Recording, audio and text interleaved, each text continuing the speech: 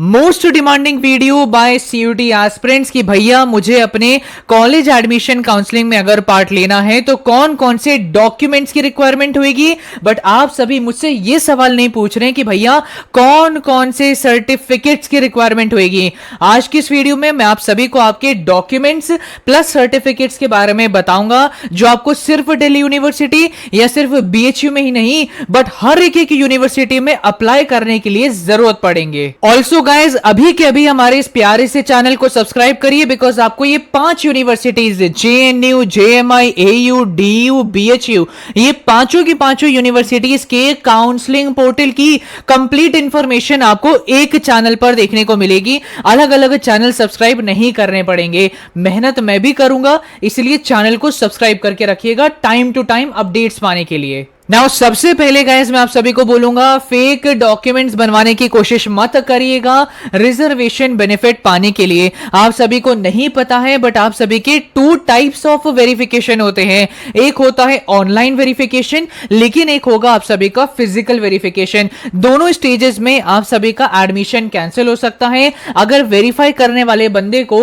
आपके डॉक्यूमेंट्स में कुछ भी जाली चीज देखने को मिली। सो बेटर ये है फेक डॉक्यूमेंट्स बनवाना नहीं। नाउ अब मैं आप सभी को ना डॉक्यूमेंट्स की प्रॉपर लिस्ट देने वाला हूं, सर्टिफिकेट्स की लिस्ट भी बताऊंगा। बस इतने ही डॉक्यूमेंट्स आपके पास होने चाहिए और वीडियोस इनके बारे में देखने की जरूरत नहीं है। बेटर यह है कि अपने पास जो मैं डॉक्यूमेंट्स बताऊंगा उसकी hard copy plus soft copy अपने पास रखना स्टार्ट कर दीजिए और अगर उनमें कोई एरर है उसको ठीक करा लीजिए। नो सबसे पहली चीज जो आपको रिक्वायर्ड होगी यह है आपकी फोटो। सेकेंड चीज जो आपको रिक्वायर्ड होगी यह है आपकी सिग्नेचर की सॉफ्ट कॉपी। इसके बाद आपको रिक्वायर्ड होगी 10th की ओरिजिनल मार्कशीट एंड 12th की ओरिजिनल मार्कशीट। देखो अगर आपकी 10th की मार्कशीट में कोई एरर होता है ना तो उससे आप बच जाते हैं, यूनिवर्सिटीज प्रॉब्लम क्रिएट नहीं करती।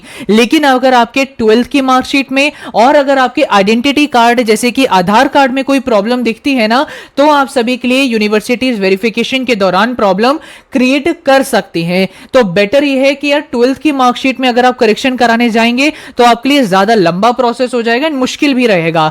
आइडेंटिटी कार्ड में अगर आप करेक्शन कराएंगे तो ये थोड़ा जल्दी भी हो जाएगा। तो प्लीज अगर कोई एरर है अभी भी टाइम है, ठीक करा लीजिएगा बिकॉज आपके ये काउंसलिंग पोर्टल ओपन होने में अभी अच्छा खासा समय है। लाइक 30 दिन का समय तो आपके पास जरूर है ना। आपकी जो 10th एंड 12th की मार्कशीट है ओरिजिनल वाली होनी चाहिए। कई बच्चे ये भी बोलते हैं कि भैया ओरिजिनल वाली मार्कशीट गुम हो गई है। अगर वो गुम हो गई तो आपके लिए फिर प्रॉब्लम क्रिएट होगी बिकॉज आप सभी को ये दोनों चीज की रिक्वायरमेंट होगी आपके फिजिकल वेरिफिकेशन के दौरान जो आपके कॉलेज में कराया जाएगा। नाउ गाइस अब हम बात करते हैं कैटेगरी डॉक्यूमेंट्स के बारे में। सो जितने भी हमारे स्टूडेंट्स ओबीसी एनसीएल कैटेगरी से बिलोंग करते हैं मतलब OBC non creamy layer category से बिलोंग करते हैं। देखो सभी ओबीसी को रिजर्वेशन नहीं मिलता है। लोअर मिडिल क्लास जो गरीब ओबीसी होते हैं उन स्टूडेंट्स को ही मिलता है ओबीसी एनसीएल रिजर्वेशन। और इसके बाद जितने भी जनरल कैटेगरी के बच्चे अगेन पुअर कैटेगरी से बिलोंग करते हैं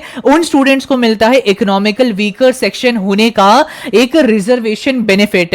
तो जो हमारे ओबीसी एनसीएल और साथ ही साथ जो हमारे ईडब्ल्यूएस कैटेगरी से बिलोंग करने वाले स्टूडेंट्स हैं गाइस आप सभी के पास जो कैटेगरी सर्टिफिकेट है वो 31 मार्च 2024 के बाद का ही होना चाहिए, उससे पहले का होगा तो मैं आपको ये बता देता हूं कि आपका वो कैटेगरी सर्टिफिकेट यूनिवर्सिटी एक्सेप्ट नहीं करेंगी। आपका जो कैटेगरी सर्टिफिकेट है ये 31 मार्च 2024 के बाद का ही स्ट्रिक्टली होना चाहिए। इसी के साथ साथ मैं OBC NCL plus EWS students को रिक्वेस्ट करूंगा कि अपना कैटेगरी सर्टिफिकेट तो साथ रखिए लेकिन इनकम सर्टिफिकेट को भी रेडी टू रेफरेंस के लिए पास में रखिएगा बिकॉज कई बार इधर फिजिकल वेरिफिकेशन या ऑनलाइन वेरिफिकेशन में कुछ स्ट्रिक्ट कॉलेजेस ऐसे होते हैं जो इनकम सर्टिफिकेट को भी मंगवा लेते हैं। नाउ इनकम सर्टिफिकेट लोग इधर उधर रख देते हैं, मेन प्रायोरिटी कास्ट सर्टिफिकेट को देते हैं तो उन बच्चों के लिए प्रॉब्लम हो जाती है। नाउ आगे बढ़ने से पहले गाइस मैं आप सभी को कॉलेज विद्या के बारे में बताना चाहूंगा जो एक फ्री ऑफ कॉस्ट पोर्टल है, साथ ही साथ ऑनलाइन यूनिवर्सिटीज में एडमिशन पाने के लिए बेस्ट पोर्टल है। आपको कॉलेज विद्या के एक सिंगल पोर्टल के ऊपर 100 से भी ज्यादा गवर्नमेंट अप्रूव्ड ऑनलाइन यूनिवर्सिटीज मिल जाएंगी जो NIRF, UGC and AICTE approved हैं। साथ ही साथ आपको फ्री ऑफ कॉस्ट कंसल्टेशन भी मिल जाती है फ्रॉम टॉप काउंसलर्स। यहां पर गाइस आप सभी को हर एक ऑनलाइन यूनिवर्सिटीज के ऑथेंटिक एडमिशन लिंक्स भी प्राप्त हो जाते हैं और कई सारी ऑनलाइन यूनिवर्सिटीज के बीच में आपको 30 से भी ज्यादा फैक्टर्स के बेसिस पर एक कंपैरिजन भी मिल जाता है। इजी ईएमआई फैसिलिटी भी अवेलेबल है एंड अगर आप सभी मेरे द्वारा नीचे गए लिंक से एडमिशन लेते हैं तो आप सभी को 7000 से भी ज्यादा के वर्थ का placement plus career booster program free of cost मिल सकता है। तो लिंक इसका आपको मैंने डिस्क्रिप्शन बॉक्स में दे रखा है। 90,000 से भी ज्यादा स्टूडेंट्स द्वारा ट्रस्टेड है, 4.8 की गूगल रेटिंग है, 500 से भी ज्यादा एक्सपर्ट मेंटर्स आपको मिल जाएंगे। अभी के अभी चेकआउट करिए कॉलेज विद्या को, link is given in the description box. ना इसके बाद जितने भी हमारे एससी एंड एसटी स्टूडेंट्स हैं गाइस, आप सभी के जो कैटेगरी सर्टिफिकेट होता है ना, इसमें ये डेट का कोई टेंशन नहीं होता कि यार आपका कैटेगरी सर्टिफिकेट इतनी तारीख के बाद का ही होना चाहिए। कभी कभी हो लाइक 2, 3, 4 साल पुराना हो, कोई प्रॉब्लम आपके साथ नहीं होती। लेकिन एक यहां पे चीज है, दैट इज अगर आप लोग सेंट्रल यूनिवर्सिटीज के लिए अप्लाई कर रहे हैं तो आपका जो कैटेगरी सर्टिफिकेट है ये सेंट्रल लेवल का होना चाहिए और जो सेंट्रल का सर्टिफिकेट होता है ये एसडीएम और डीएम के द्वारा साइंड होता है। इस चीज को याद रखिएगा। अगर आप सभी स्टेट यूनिवर्सिटीज में अप्लाई करते हैं तो आपका स्टेट का सर्टिफिकेट जो तहसीलदार के द्वारा साइंड होता है वो एक्सेप्ट कर लिया जाएगा। लेकिन अगर आप सेंट्रल यूनिवर्सिटी में अप्लाई कर रहे हैं तो सेंट्रल का सर्टिफिकेट ही आपको सबमिट करना पड़ेगा। नाउ गाइस, अब मैं आप सभी को ना सर्टिफिकेट्स के बारे में बताना चाहूंगा जो आप सभी को रिक्वायर्ड होंगे स्टेट यूनिवर्सिटीज में एडमिशन पाने के लिए। सेंट्रल यूनिवर्सिटीज में अगर एडमिशन पाना है तो certificates are not required, but अगर आप लोग state universities like B R Ambedkar में पार्ट लेते हैं तो ये सर्टिफिकेट्स की आपको रिक्वायरमेंट होगी। नाउ जैसे कि आप सभी को ट्रांसफर सर्टिफिकेट की रिक्वायरमेंट होगी जो आपको स्कूल से मिलेगा। नाउ कई लोग इसको स्कूल लिविंग सर्टिफिकेट भी बोलते हैं। सेकेंड सर्टिफिकेट आपको चाहिए होगा कैरेक्टर सर्टिफिकेट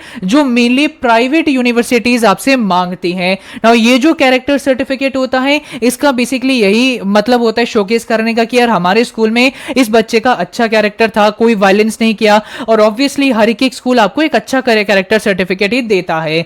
नाउ थर्ड चीज जो आप सभी को रिक्वायर्ड होती है that is your migration certificate.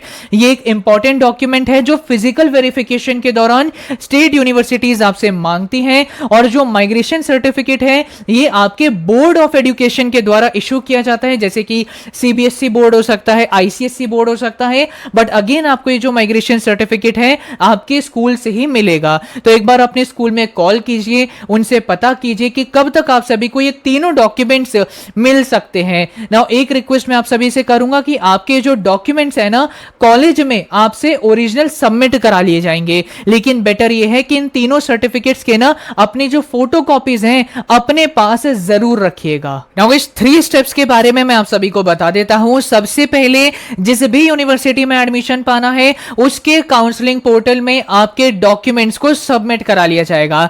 फिर आप सभी का ऑनलाइन वेरिफिकेशन कराया जाएगा। लेकिन कई बार ऐसे देखा जाता है कि बच्चों के जो डॉक्यूमेंट्स हैं वो रिजेक्ट भी कर दिए जाते हैं, जो सबसे ज्यादा ड्यू के अंदर देखा जाता है। ना भैया अगर मेरा डॉक्यूमेंट रिजेक्ट हो गया तो मुझे क्या करना पड़ता है, तो टेंशन मत लीजिए। जो भी यूनिवर्सिटी रिजेक्ट करती है ना वो आपको ऑल्टरनेटिव ऑप्शन भी देती है कि या तो आप मुझे डिक्लेरेशन साइन करके दे दो या फिर आप सभी जल्द से जल्द करेक्ट करवा के मुझे इस जगह पे या इस पर्टिकुलर वेबसाइट पे या इस पर्टिकुलर मेल पे अपना करेक्टेड डॉक्यूमेंट सबमिट कर दो। तो आप सभी को अनेकों ऑल्टरनेटिव ऑप्शन भी मिल जाते हैं। डिक्लेरेशन फॉर्म करने का भी मौका मिल जाता है कि यार अभी तो मैं नहीं बनवा पा रहा हूं लेकिन 1 महीने के बाद मैं जरूर आपको सबमिट कर दूंगा। तो अगर आपका फॉर्म रिजेक्ट हो जाता है पैनिक करने की जरूरत नहीं है, ऑल्टरनेटिव ऑप्शंस आपको मिल जाते हैं।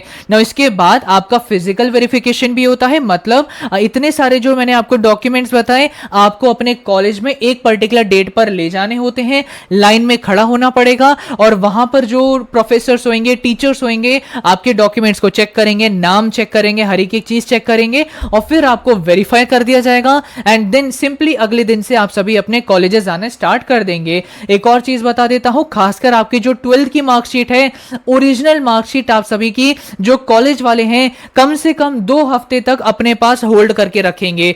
2 हफ्ते के बाद आप सभी को दे दिया जाता है, बट आई डोंट नो वो होल्ड कर लिया जाता है। तो आज के लिए गाइस बस इतना ही। बेसिकली मैं अपने आपको YouTube में गाइस थोड़ा सा डिफरेंशिएट करने की कोशिश कर रहा हूं, लाइक एक ही टॉपिक पे बार बार वीडियोस नहीं बना रहा हूं बिकॉज अगेन आप सभी को भी भी मोनोटोनस तो लगता ही होगा, लगता है कि नहीं लगता कि यार ये पर्टिकुलर चैनल एक ही टॉपिक के ऊपर अलग अलग टीचर से वीडियोस बनवाए जा रहे हैं। So I am trying to differentiate myself, आपको जो इस समय पर रिक्वायर्ड टॉपिक्स है उनकी इन्फॉर्मेशन दे रहा हूं।